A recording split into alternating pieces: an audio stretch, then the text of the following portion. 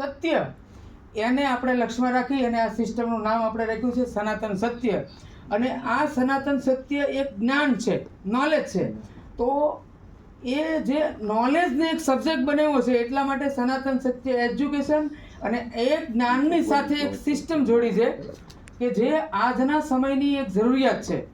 માણસને શારીરિક, માનસિક, આર્થિક અને આધ્યાત્મિક વિકાસ કરવો હોય તો એને કોઈ એક પ્લેટફોર્મની જરૂર છે.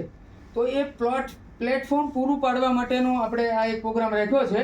અને હું તમને આજે બધી વાતો પણ કરવાનો છું. તો બીજી વાત રહી mind power seminar. Mind power seminar એટલે આપણે એવું સમજીએ છીએ કે માઇન્ડ પાવર એટલે કે બહુ બુદ્ધિશાળી હોય ને આપણે માઇન્ડ પાવર વાળો માણસ કહીએ. પણ હું જે વાત કરવા જઈ રહ્યો છું એ બુદ્ધિશાળી, એ માઇન્ડ પાવરની વાત નથી. માઇન્ડ પાવર એટલે આપણું જે મન છે એ અદૃશ્ય છે અને એની જે શક્તિઓ છે એ અનંત શક્તિઓ છે. તો એ અનંત શક્તિઓ જે છે એ કુદરતે બધાને ઇક્વલ એક સરખી આપી છે.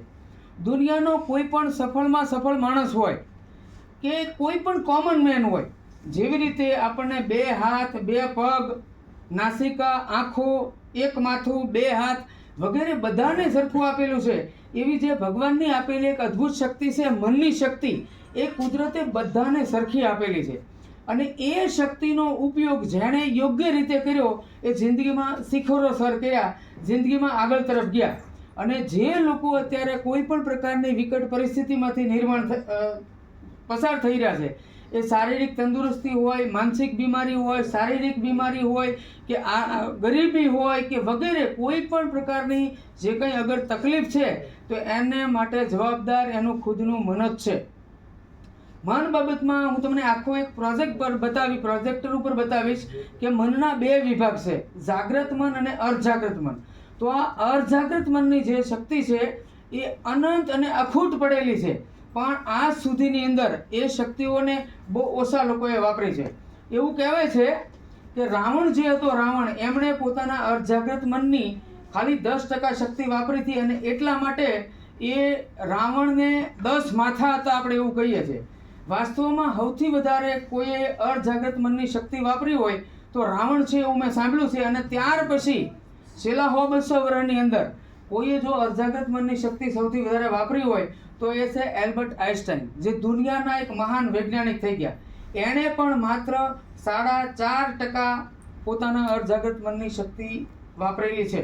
તો જે એલ્બર્ટ આઇન્સ્ટાઈન હોય કે આજના સમયના જે કોઈ તમે મહાપુરુષ માનતા હો, પછી એ રાજકીય હોઈ શકે, ધાર્મિક હોઈ શકે, આધ્યાત્મિક હોઈ શકે, બિઝનેસમેન હોઈ શકે કે ખેલ જગતમાં હોય કે ફિલ્મ ઇન્ડસ્ટ્રીમાં હોય, જે લોકો ટોપ સ્થળ ઉપર છે, ટોપ સ્થાન ઉપર છે, તો એમણે જાણતા કે અજાણતા પોતાના અર્ધજાગ્રત મનની શક્તિ એણે વાપરેલી છે. તો આપણા બધા જની અંદર આ જે અદ્રશ્ય શક્તિ પડેલી છે એ પણ ભગવાને આપણને એટલી જ આપી છે.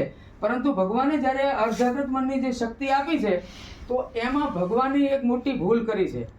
આપણે કોઈ પણ ફ્રીજ લઈએ, લેપટોપ લઈએ, મોબાઈલ લઈએ તો એની સાથે એક મેન્યુઅલ આવે છે. ભગવાને આપણને આ પૃથ્વી ઉપર મોકલી દીધા, પણ ભગવાને આ અર્ધજાગ્રત મન માટેનું મેન્યુઅલ જે હતું એ મેન્યુઅલ ભગવાને આપેલું નથી.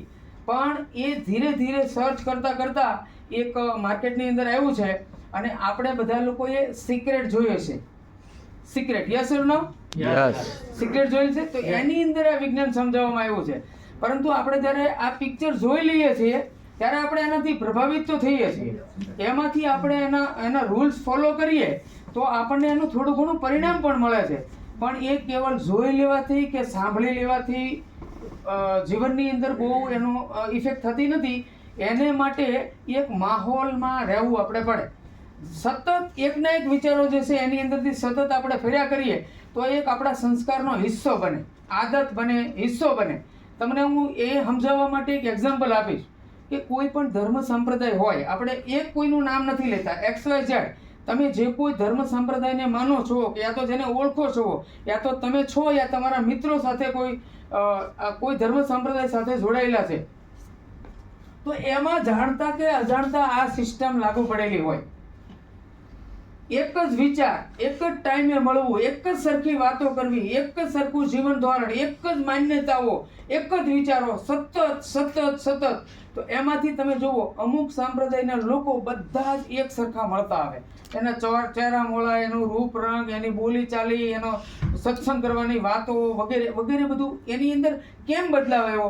તેનો બદલાવ આવવાનું કારણ છે કે એક ટ્રાન્સની અવસ્થામાં કન્ટિન્યુઅસ એક સંસ્થા સાથે જોડાયેલા હોય તો એમની સિસ્ટમની અંદર ભજન, કીર્તન, ધ્યાન વગેરે દ્વારા ત્યાં એક ટ્રાન્સની અવસ્થામાં આપણને લઈ જાય અને ત્યાર પછી પ્રવચન આપવામાં આવે અને સતત ને સતત આપણે એકના એક પ્રવચનો જ્યારે સાંભળીએ છીએ ત્યારે આપણી અંદર એ પ્રોગ્રામિંગ થતું હોય છે અને એ પ્રોગ્રામિંગ થયા પછી પરિવર્તન આવી શકે.